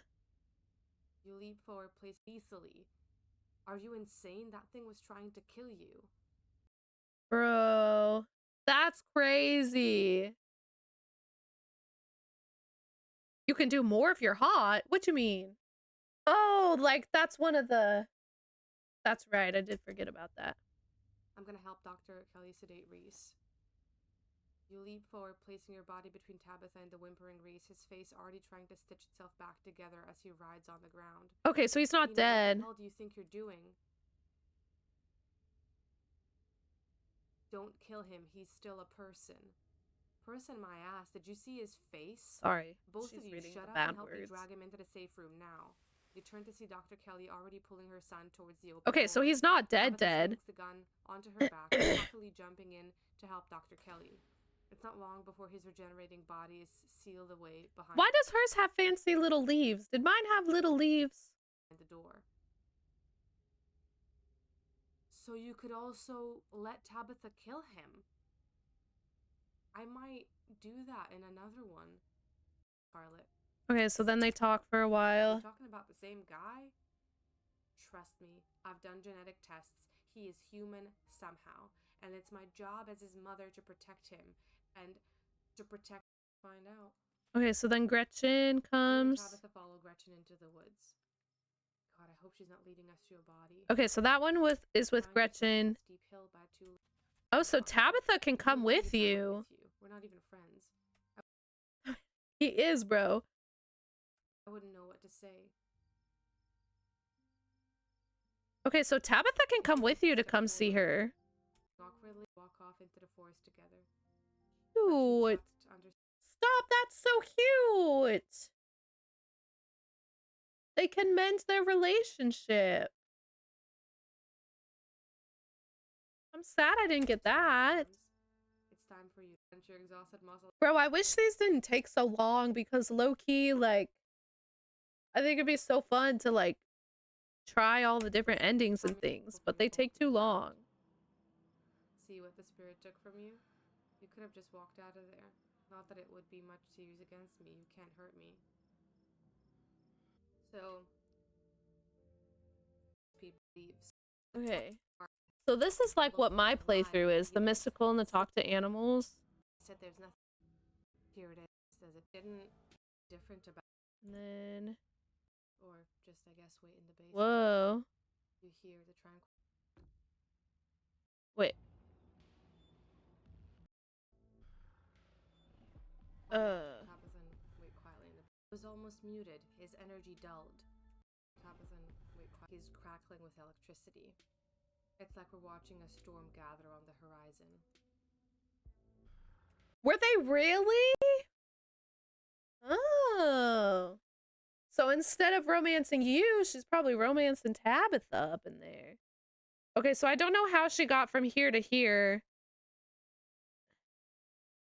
Okay, so she must have called Tabitha in that one choice here. Tabithan wait quietly in the basement. I'm driving. Are you bleeding out?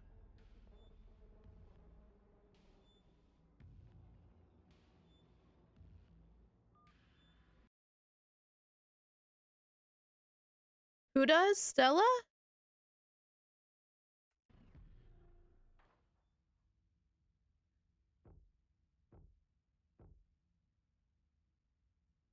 Ooh. Ooh. Okay, so homeboy went up. So Girly Pop called Tabitha. In this one, I'm pretty sure. She called Tabitha. Tabitha was like, I'm coming. And then he was like, you better call off your cousin. And so we called him off. And I think he got Dr. Kelly. God. If you call Tabitha off, or just, I guess, wait in the basement, you hear the tranquilizer gun go off, you hear thudding noises, and then Dr. Kelly screams and stops. Then, footsteps on the stairs down to the basement. It's done? She's not a problem anymore. Bro.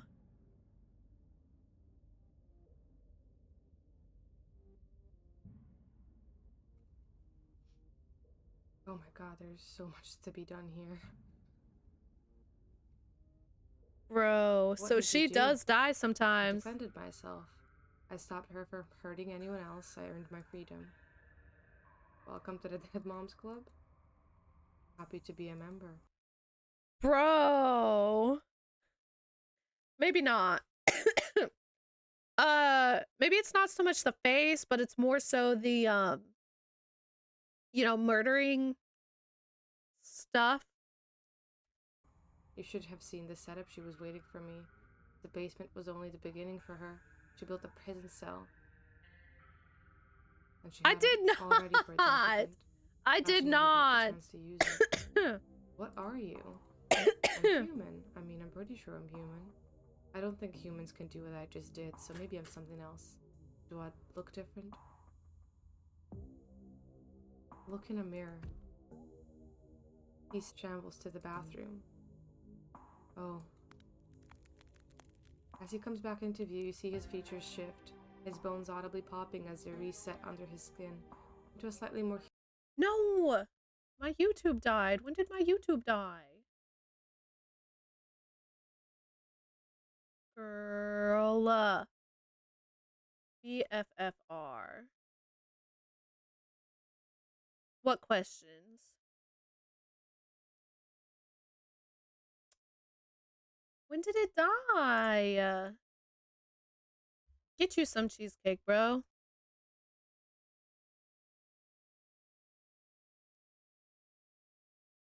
I'm angry. How long have we been going? Died like an hour ago. Are we serious? Bro, why does it do that? Okay, well, anyway. Okay, wait. I will answer. I will answer.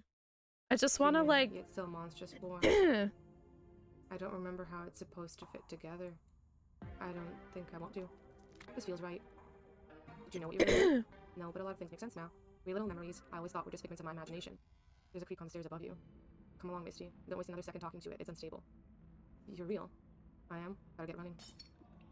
Pure terror in his eyes. Reese scrambles through the window and runs off into the wilderness. His smears pouring out after him. Whoa! Okay, so there's an ending where Homeboy goes, kills Dr. Kelly.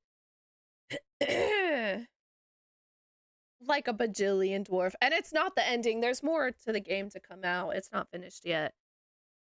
So he goes, he kills her. And she be... Hold on. I need to make sure I write down to download the VOD from Twitch instead of from YouTube. Download May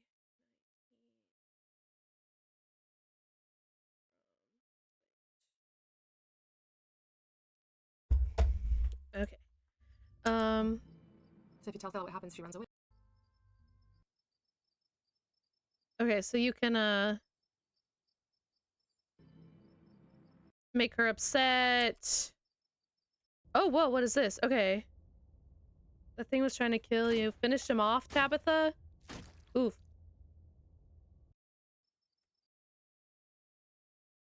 Okay, so you can, like, straight kill him. So there can be multiple different types of deaths. And then you drag him out into the woods, I guess. Still twitching body. Your cousin pours gasoline, and she lights a match. He screams as he erupts into flames. It's inhuman. The ruin of its face incapable of making any recognizable sounds beyond a guttural wail. It seems to last forever. And then it stops. In its absence, there is only the roaring of flames and the sobbing of his mother, staring down at the writhing, burning body of what was once her son. I always knew there was something off about that kid. He had a weird smell. Tears that stream down your cheeks as the finality of it all hits you. You all did what you have to do, but it doesn't make this hurt any less. Your cousin, noticing your tears, puts her arm around you and rests her head on your shoulder. And then she steps away. Did you know what he was? No, but the door was sealed shut, and I got a bad vibe from your call, so I took it down from my office. I was already armed when I rounded the corner and saw him, just did what had to be done. Thanks for calling me instead of trying to handle this on your own. We make a good team. I didn't know you would kill him, and you didn't have a very good grasp on the situation. He was a rampaging monster. There was no way this was going to end without at least a little bloodshed. It could have. So I picked at least an ending where nobody died. At least I picked something where nobody died, I'm bro. under control. This didn't need to happen. Yet you let it happen. Come on, Joan. You didn't stop me when I lit the match. Deep down you knew this was for the best. His suffering is over now, Dr. Kelly. This is a good thing. Don't you dare say that to me while my son is burning in front of me. I don't care what he was. He's gone now, and you trying to comfort me is just fingering that fresh wound. Don't bother. He wasn't even human. You shouldn't be so broken up by some wild animal that had every intention of killing you. He was human. I did tests. Genetically, he was no different from us, and he was an incredible artist, and he was thoughtful and kind, and most importantly, he was my son. Dr. Kelly falls silent, the flames dancing across her tear-streaked face. I'm sorry, Joan. An acrid smell hangs in the air, the stink of burning flesh stinging your nostrils.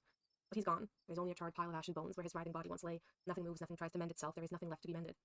I'm going to bed. Not a word of this to anyone, or there'll be hell to pay. You don't have to tell me twice. Dr. Kelly. That's crazy pants. Oh, sorry. Back down the hill, towards the clinic, leaving the trail of smoldering ashes. I'm parked down the hill. Let's get out of here. I need a shower. My hair smells like burning corpse. How'd you know she'd be here?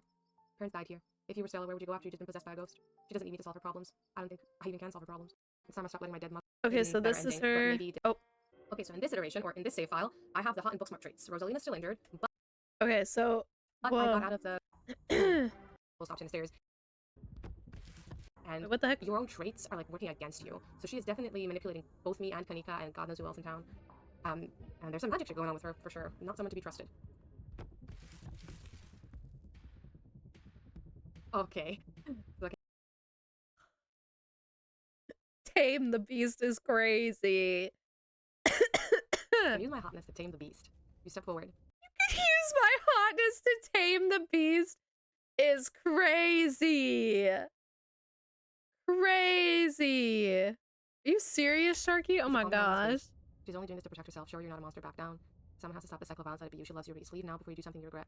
Or revenge. She's only doing this to protect herself. Show her you're not a monster. Back down.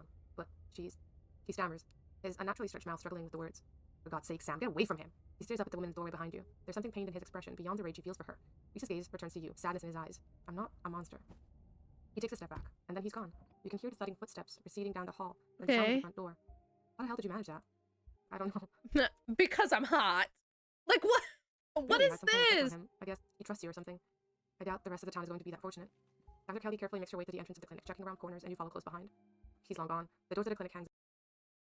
Whoa, so you're telling me chapter 5 is going to come out this year, and then I'm going to have to wait like 3 more years again? Why would you do this to me? Open, the night beyond, seemingly empty. I should go after him. He's all keyed up. If I don't do something, he might go after somebody else. Let it go, Doc. Give him a chance to be free. I shudder to think what that means for someone like him. She sighs. But it's dark. He has better night vision than me. Going after him now will probably just end poorly. I hope you knew what you were doing. If I'm being honest with myself, it's been a long time coming.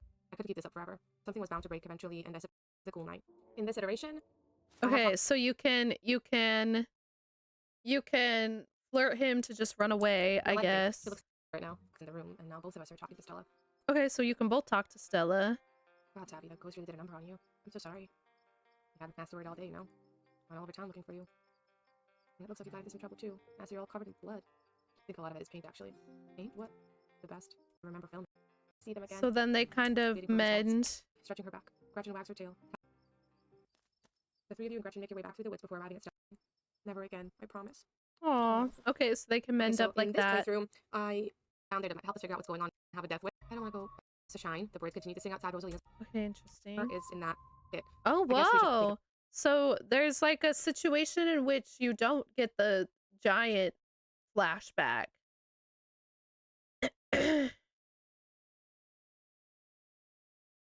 Closer look. Oscar walks up to him, the heavy cold stone acting as his coffin. Ooh. Its style is more than just similar to the carvings in the mines. Brave or decided to I'm sure she was the other Interesting. Ooh, okay. Before us. Okay, I skipped. So that happened. She's yet another mom. Well, straps things with Silas, the founding of the town. This by mighty Andrew person's Drake. name is the Mythical Drake. Sharky, if you want to check them out, and like it seems like they've done a lot of different renditions of it to try and like nobody my job good decade to civil, and I'm just not sure which and that, but the bottom of the day's events there's a ton. My really hope you enjoy. Oh,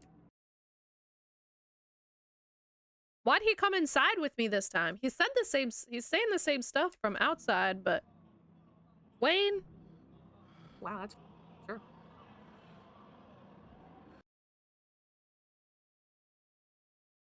whoa, you can flirt up Wayne. I knew it. But I thought that he was like the ghost of like one of my ancestors or something.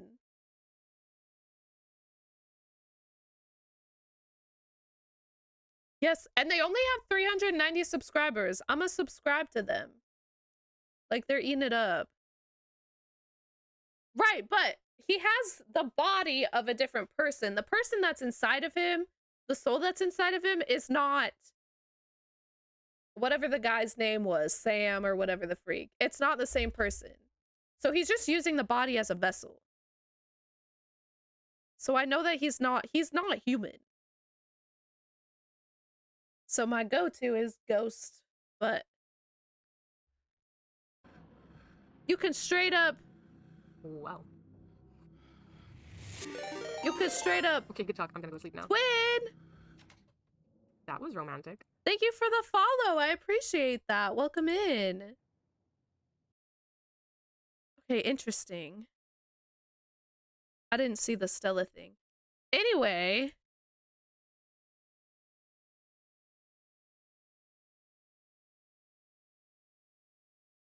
Is this the romance one? Ghost. Oh yeah, let's romance it up real quick. Episode 1, we saw the ditchlings. This guy's name is Corey. Right. And more Wade. Dudson, if you want to see Each one him. of those Wade were still Doesn't seem like yeah, he's done as much in-depth indoor stuff, but I stared. I don't know how terms of service this is gonna get. I'm hoping we're gonna do a tasteful fade to black. Let me just take a quick shower. I've been sitting outside for a day. I need some soap. It'll just take a minute, then we can get cozy. But I'm done. okay. Look at Gretchen over there. She's so cute. She's so cute. Heavy dog sigh of relief. Can catch up on my beauty sleep. It's that horrible man that smells like rotten meat. Stella, yeah, it's Wayne. So Wayne showed up? There's nobody home? Sure, there's nobody home. Very funny. Open the door, please, or animal.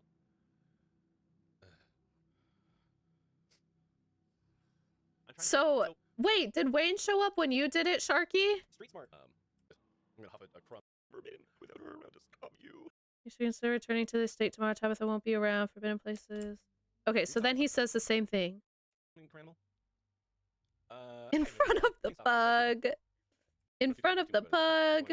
So he just shows up, says the same thing that he said to me when you dropped me off at the house. This somehow feels like the longest and shortest shower you've ever taken. Too tired to think, too tired to process the flow of time. Stella sits outside the bathroom and door and makes quiet and comfortable small talk with you, and then you're done. You dry off and step into her extra room. Okay, we're showering at her house, Slay. Hell yes. You walk into her bedroom. You said egg, yes. Sorry, I didn't clean up beforehand. You can think of it as getting the authentic Stella. You could kiss me if you wanted to. Oh my goodness, romance, hardcore. The magnetic pull of anticipation rolls down your spine, across your skin, and for a moment, that seems to last forever. You take in every detail of the world around you. The force is sensitive for eucalyptus shampoo, and meat at the slight smell of the campfire.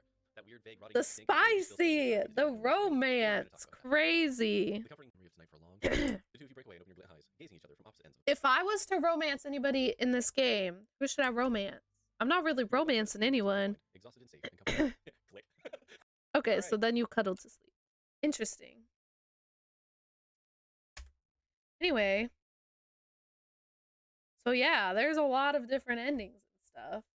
I'm glad that nobody died in the ending that I chose. Loki. In front of the pug.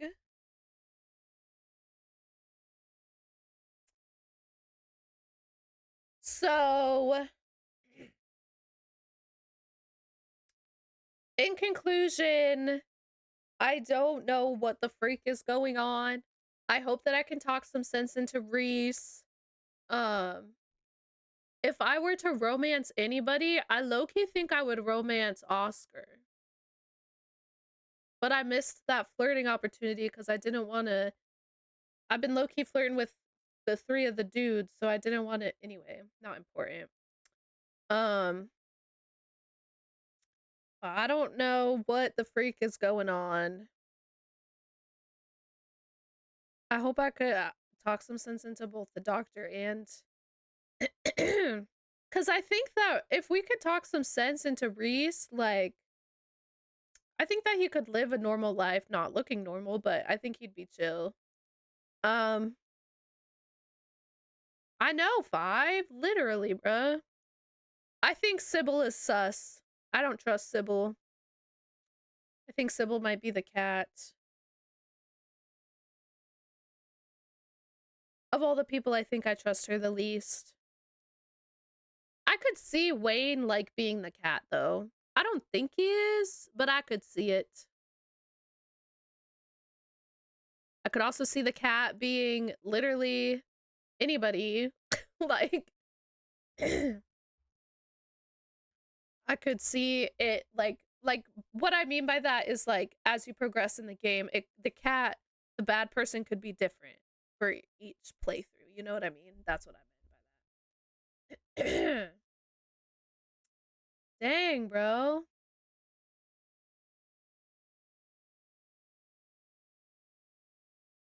Right. I think so too. I can get on that bandwagon.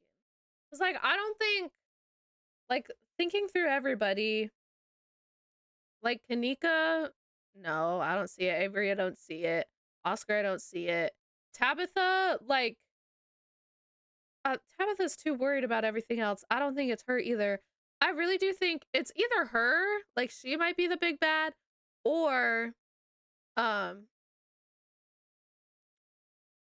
I could see it, like, Wayne being part of the big bad. I don't think that's the case, but I could see it. You know what I mean? Anything I'd fancy? I think at this point, I would probably most likely romance, Oscar.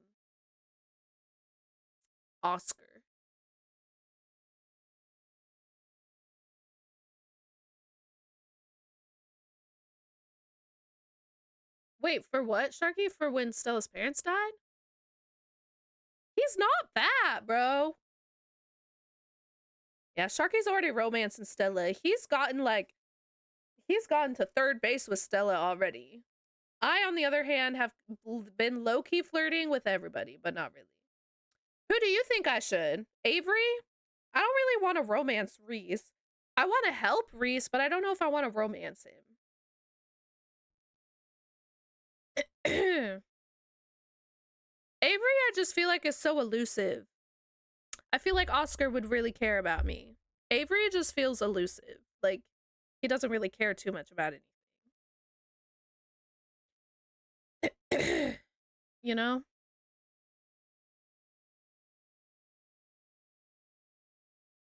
That's fair. That is a good, yes, that is a good point. That would be the move.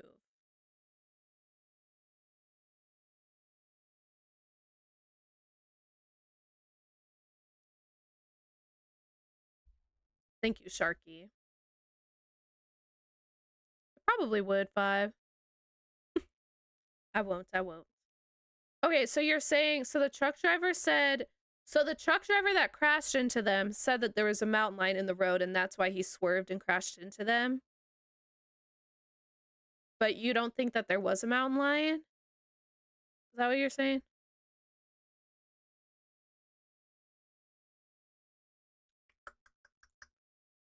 Okay. Flirtless run? Or the low-key flirt with everybody run. That's low-key what I'm doing right now. Except for, you know, Stella. I'm not really flirting up. I'm going the straight woman flirt with everyone route. That was the vibe. Okay, squad. Be late. It's time for bed.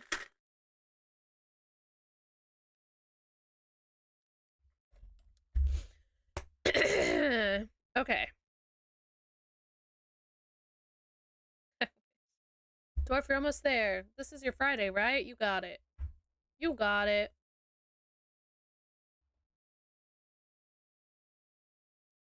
Gotcha, Sharky, gotcha. I could see it.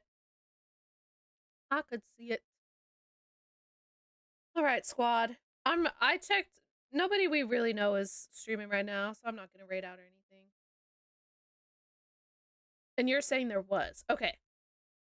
Gotcha. Interesting stuff. I guess to be continued whenever the freak bracket continues. Sharky, you'll have to update me. Tell me when it updates. You know. All right, squad. Good night, good night. Love you all so much. Mwah, mwah, mwah. Kisses, hugs. See you tomorrow. Have a good day. And eat something delicious for me. Okay, good. Good, good, good. I look forward to it. Good night, friends. Mwah. Bye.